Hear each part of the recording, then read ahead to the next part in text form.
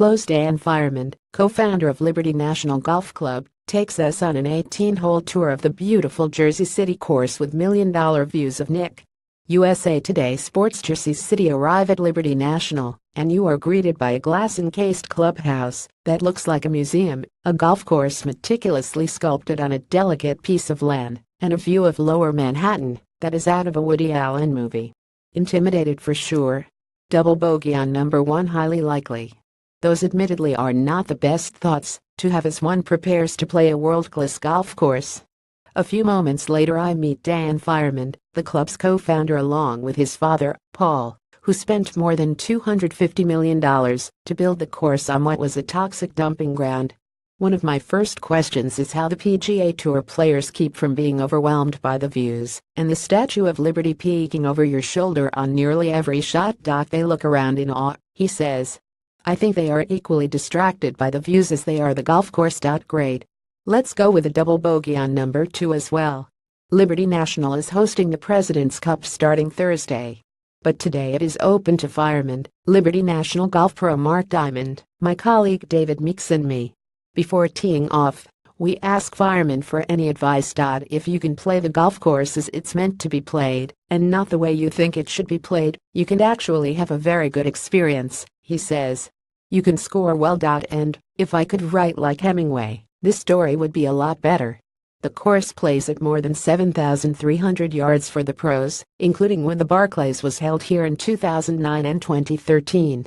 Thankfully we're playing from about 6,200 yards. As we prepare to tee off, my focus shifts from the view to the grandstands, being set up in preparation for the President's Cup. Of course, my opening drive goes left and clanks off a metal bar and rests behind the seating. Fortunately, one of our caddies, Mike Collins, reminds me that I get a free drop. Mike, this is the beginning of a beautiful friendship. Before you know it, I'm on the green and sending in a 10-foot putt for par. What was I worried about?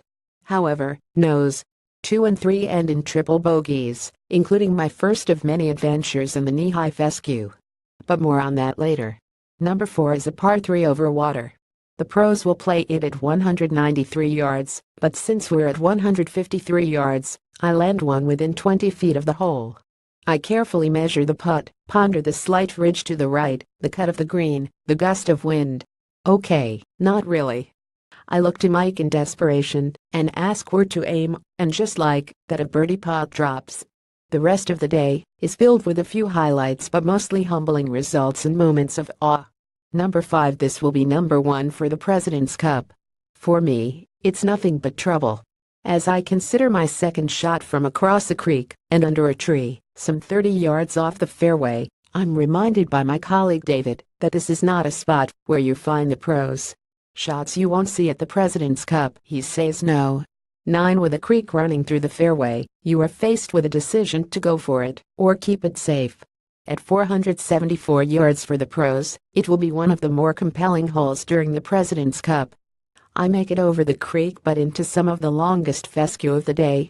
3 lashes at the ball, and I'm still there and waving the white flag. Number 14. Where the New York Harbor waters touch the golf course, this is as close as you get to the Statue of Liberty. For a moment you forget there is a short par 3 to play. I manage my last highlight of the day, making a 15-foot putt for par. A few holes later, the day is complete. Now it's time to make way for the pros. It will be a dream to have the greatest players in the world here, says Dan Fireman. I'm sure the feeling is mutual. Photos Celebrity Golf Handicaps.